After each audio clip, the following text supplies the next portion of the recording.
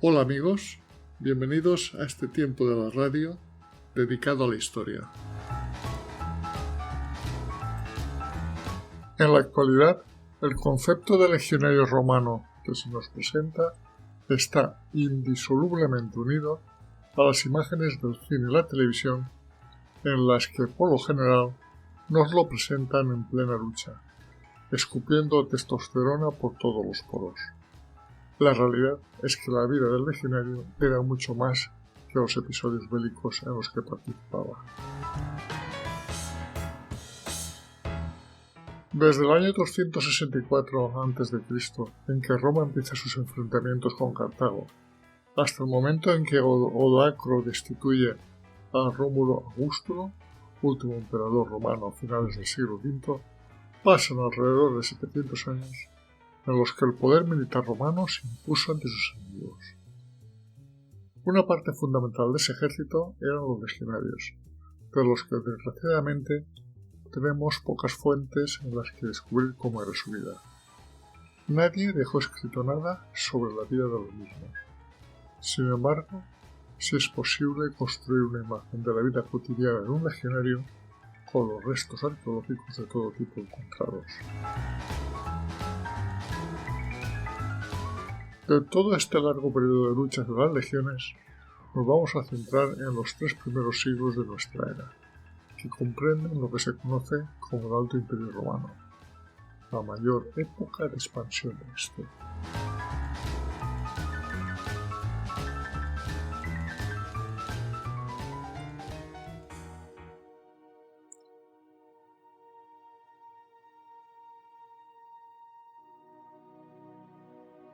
Para los historiadores de la época, el ejército por debajo del nivel del mando era una masa indiferenciada que jugaba su papel. Cuando algún historiador se dignó pensar en los legionarios comunes, destacaban los esfuerzos heroicos, pero al final vieron sobre todo un cuerpo peligroso, ignorante, de baja cuna y motivado por bajos instintos.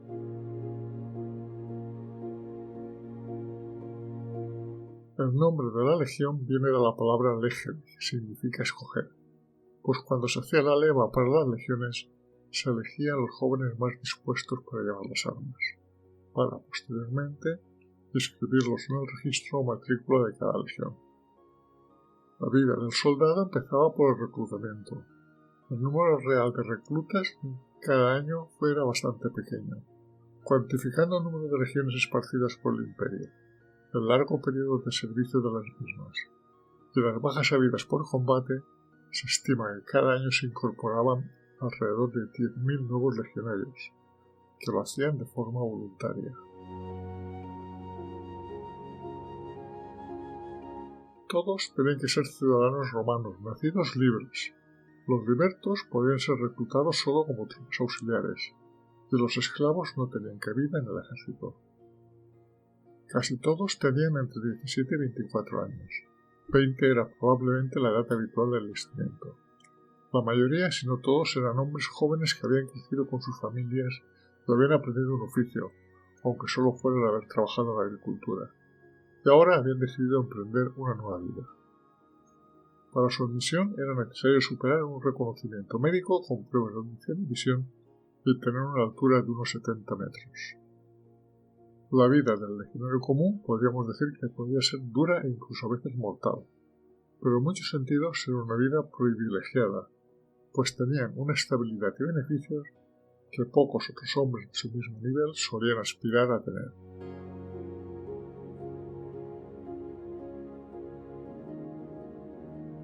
Un legionario ganaba un buen salario diario equiparable al de un trabajador en el mundo civil, pero lo ganaba todos los días del año, mientras que el trabajador civil a menudo estaba desempleado. A medida que el legionario continuaba en el servicio, bien podía avanzar de grado, y con tal avance venía un salario más alto, generalmente 1,5 veces y a veces el doble del salario de un soldado común. Si uno era ascendido a centurión, la paga era 15 veces mayor que la de un recluta en bruto. Además, bajo el emperador Septimio Severo, la paga de todos los soldados se duplicó. Si los soldados eran trasladados, recibían una designación de viaje que se llamaba viático, Si se les conducía en una larga marcha, obtenían dinero para clavos, lo que se denominaba clavarium, cuyo residuo también se depositaba en la caja de ahorros. Luego estaban las donaciones periódicas del emperador reinante que se pagaban directamente a los soldados. Además de la muerte de un emperador, los soldados podían esperar que les llegara un legado. Finalmente, al ser licenciado, el soldado recibía una bonificación importante. Al principio, esta bonificación se pagaba en tierras, pero la combinación de la falta de tierras adecuadas y las quejas de los soldados de que en esencia habían sido estafados mediante la distribución de tierras pobres y lejanas, llevó a sustituirla por una bonificación monetaria. Cualquier dinero que un soldado adquiriera por ser soldado no estaba sujeto al control de su familia, lo que proporcionaba a los legionarios una libertad económica inaudita para la población civil. Además de la ganancia monetaria, el soldado tenía privilegios especiales en la ley. Los tribunales militares tenían jurisdicción exclusivamente sobre los soldados. Si un civil hacía una acusación contra un soldado, era juzgado en el campamento por un tribunal militar formado por centuriones. Además, cualquier civil que quisiese cargar contra un legionario tenía que seguirlo. Un legionario no podía ser acusado en ausencia. Tampoco podía ser llamado a un lugar lejano para actuar como testigo. Y si un soldado estaba fuera por asuntos del ejército, no podía ser demandado. Si un legionario hacía una acusación contra un civil, se juzgaba en un tribunal civil. Pero la demanda del soldado tenía preferencia y debía ser escuchada en una fecha fijada por el soldado. Si el soldado tenía la mala suerte de ser condenado por un delito grave, estaba exento de torturas o condenas a las minas o trabajos forzados. Si se trataba de un delito capital, no podía ser ejecutado como un delincuente común, ni ahorcado, ni crucificado, ni arrojado a las fieras. Considerando todo esto, no es de extrañar que algunos pensaran en el ejército como una forma de evadir problemas legales en su vida civil. Después de todo, sería más fácil entablar un juicio si se disfruta de privilegios militares. También el legionario tenía prohibiciones. Por ejemplo, no podía aceptar regalos de artículos que estaban en litigio, no podía actuar como agente de terceros y no podía comprar tierras en la provincia donde estaba sirviendo. Prohibición está eludida con regularidad. Y principalmente no podía casarse ni tener hijos legítimos mientras estuviera en el ejército. Pero volvamos al principio. Tras la presentación a los oficiales de reclutamiento se procede a tomar nota de su registro con su nombre, apellidos, lugar de nacimiento y fecha de alistamiento. Este era fundamental, ya que a partir de la misma se calculaban los años de servicio requeridos antes de la baja. Después de un corto periodo de prueba, durante los cuales los oficiales de reclutamiento determinaban si el recluta tenía actitud física y mental adecuada para convertirse en un buen legionario, este era enviado a una legión, donde llevaría a cabo el entrenamiento básico durante los primeros 4 o 5 meses. Al llegar a la legión, su unidad básica a la que se encuadraba era el contubernio, formado por 8 legionarios, que vivían en un espacio común y que, entre otras cosas, tenían que hacerse la comida entre ellos, pues en los campamentos legionarios no había comedor común. La unión de 10 contubernios formaba una centuria, al frente de la cual se encontraba un centurión. La unión de 6 centurias formaba una cohorte. Una legión estaba formada por 9 cohortes normales y una, que era la primera, formada por 5 centurias dobles. Si echamos números, sumamos y multiplicamos, una legión estaba compuesta por 5.120 legionarios de pie.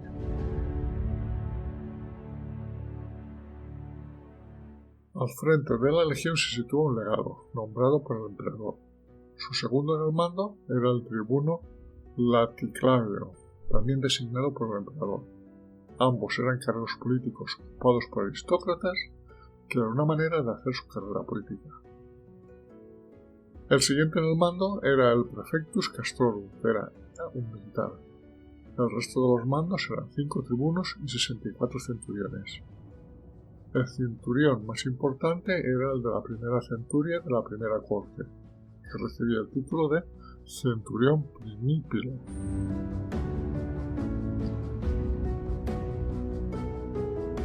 Las condiciones sanitarias, la atención médica, el ejercicio y la preocupación general por la buena salud de la vida del legionario eran temas que se cuidaban mucho en la legión. Digamos que un legionario estaba mucho mejor cuidado médicamente que un ciudadano normal romano. La comida en la legión era simple. La dieta de los soldados constaba de 880 gramos al día de trigo sin moler, 620 gramos de verduras y legumbres, acompañadas con frutas, queso y pescado. El trigo era molido y cocinado en gachas o horneado en panes o en pequeñas galletas que se usaban en campaña. Aunque la carne nunca fue una parte central de la dieta romana, la arqueología de los campamentos muestra que también había bastante comida. Hay prueba de que se mataban y comían animales domésticos y carne de caza. Por supuesto, el vino era un alimento básico y se añadía sal a la comida. Era crucial que la legión operase eficazmente como una unidad y obedeciera las órdenes sin cuestionarlas. Esto se lograba mediante ejercicios constantes. Para los reclutas, la orden era realizar ejercicios 2 veces al día. Para soldados experimentados, una vez al día. Aquí, los soldados aprendían a moverse como un cuerpo a través de las prácticas de marchas y maniobras. Aprendieron a usar sus armas, el escudo, la espada y el pilum. Desarrollaban resistencia física para poder realizar largas marchas con mochilas pesadas. Todos los campamentos tenían baños, que eran un lugar de ocio y relajación para los soldados y un alivio en la rutina del campamento. Más allá de los recursos del campamento, los soldados también tenían acceso a los asentamientos que crecieron cerca de los mismos. Estos eran conocidos con el nombre de Canava y cumplían muchas funciones importantes, pues en ellos estaban las tabernas y las casas de prostitución. Estos asentamientos seguían a las legiones, pues estas eran una fuente de riqueza y había que cubrir las necesidades de los soldados. Unas veces era la propia familia del soldado la que lo seguía, o a veces legionarios licenciados que montaban en los canavas sus negocios.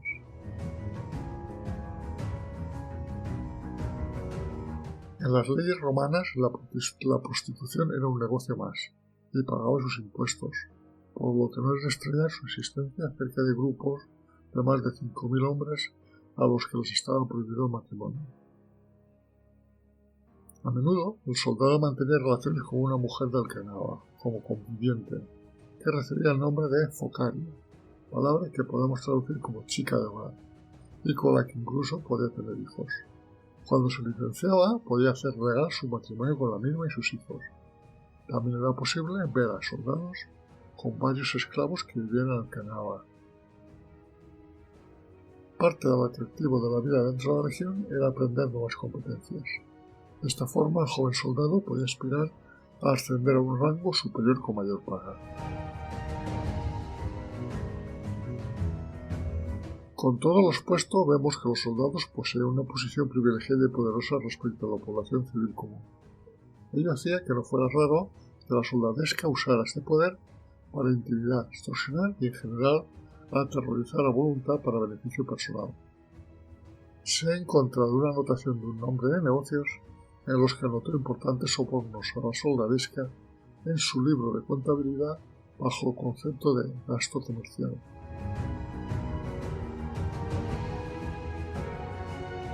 Desde la perspectiva del soldado, por lo tanto, estar en el ejército formaba un sentido de superioridad sobre la población civil, una experiencia de poder que podía permitir disculpar casi cualquier exceso de él. El aspecto más controvertido de la vida militar era la prohibición del matrimonio. Lo que se buscaba era que el soldado diera en el ejército a su familia. Solo eliminando la posibilidad de engendrar hijos legítimos, se podría romper la conexión de un soldado con la interacción civil de la familia cívica y asegurar un enfoque firme en la vida militar. Los soldados siempre eran libres de escoger, de encontrar sexo donde pudieran y de crear vínculos con mujeres. No había prohibiciones. La prohibición era contra formar familias legítimas. El sexo con mujeres era parte de ser viril, y ser viril era fundamental para ser soldado. La violación, una práctica totalmente tolerada por los oficiales cuando se realizaba en circunstancias de batalla, era una agresión similar a matar a enemigos masculinos. No se consideraba un acto sexual. No deben confundirse con soldados que busquen salidas sexuales. Las relaciones homosexuales masculinas con esclavos y prostitutos, aunque tal vez mal vistas por la élite de una manera hipócrita, fueron ampliamente aceptados como un hecho de la vida.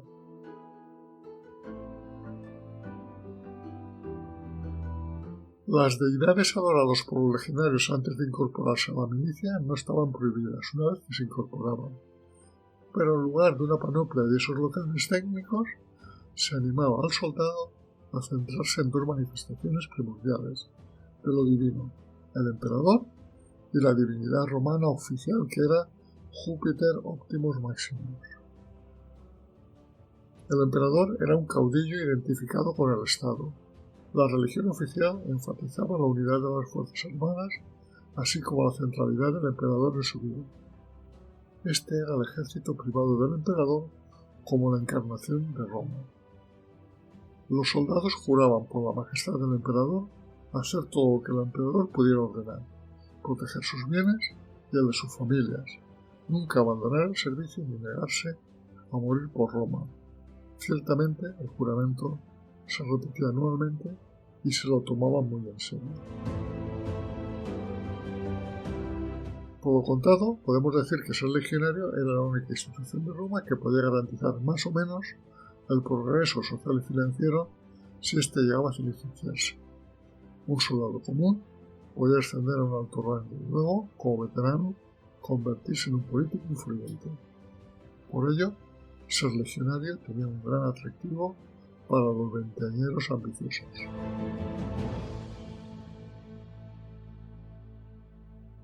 A pesar de que un legionario era formado para luchar, era raro que pudiera vivir todo su paso en el ejército sin pelear en ninguna batalla mínima. Todo era cuestión de la ubicación de la legión. Si estabas en la séptima Gémina, que estaba ubicada en el norte de Hispania, podías vivir toda tu vida militar sin enfrentamiento con un gran enemigo. Sin embargo, si estabas ubicado en las legiones que guardaban el Rin y el Danubio, eran de esperar más acciones de guerra. Pero para la mayoría de los soldados, las horas de entrenamiento y trabajo pesado no fueran seguidas con frecuencia por el uso real de sus armas en situaciones peligrosas.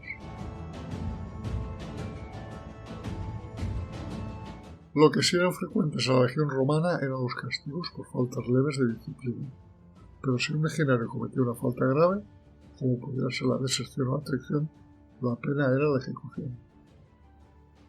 Los soldados podían salir de la legión tras 20 años de servicio, aunque una gran mayoría prolongaban 4 más su servicio de armas.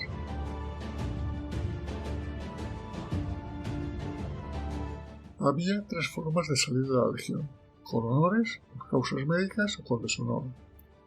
En los licenciamientos con honor, el soldado era recompensado, en un principio, como hemos dicho, con un terreno agrícola, pero ante los problemas de las quejas que se presentaban, se optó por una compensación económica.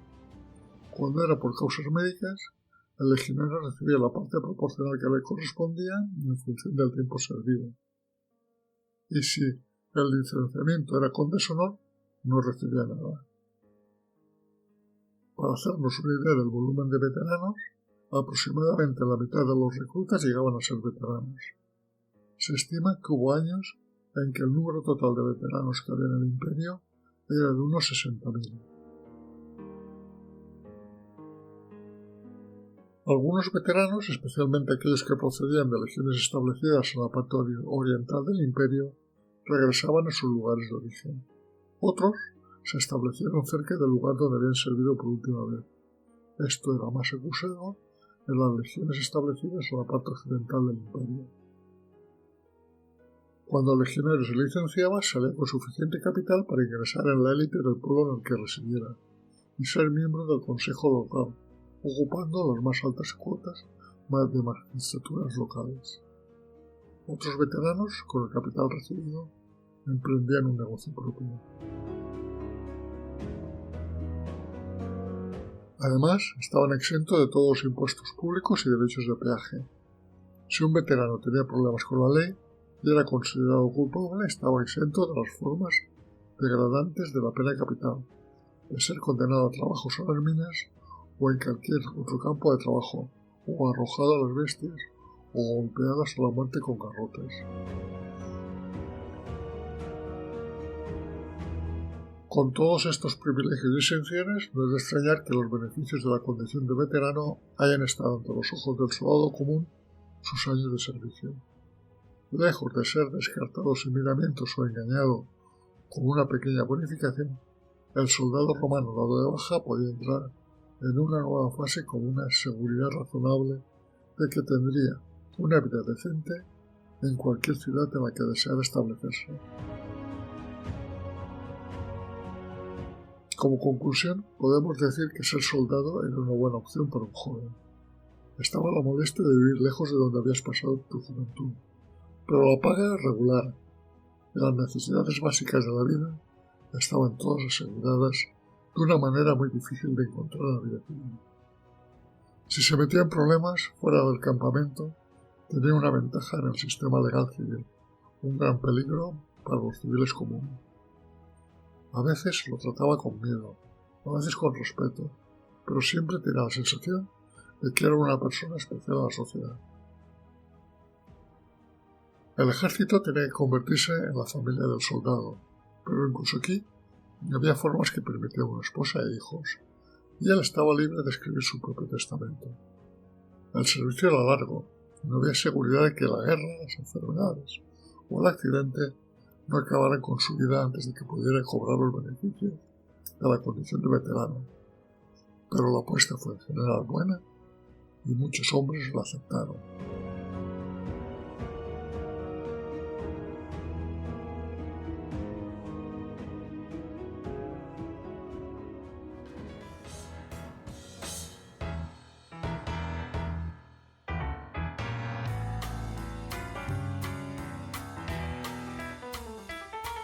Si estás interesado en otros temas de historia, nos puedes seguir en YouTube en el canal Desde mi Retiro y en iVoox, Spotify y Google Podcast en el canal Un poco de Historia. Este proyecto radiofónico, creado desde mi retiro en la España profunda, es una realización, para bien o para mal, de José Luis García, ciudadano del mundo.